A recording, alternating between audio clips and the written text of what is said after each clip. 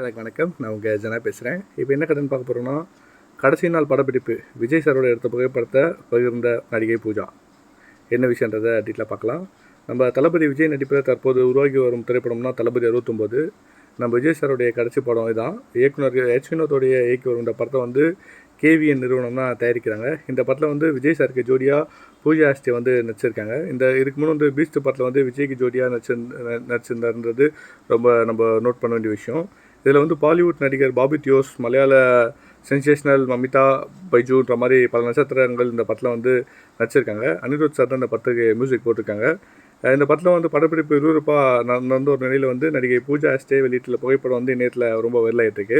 இதில் வந்து 2024 ஆண்டுக்கான கடைசி படப்பிடிப்பு T69 என விஜய் சாருடைய தன்னுடைய கால்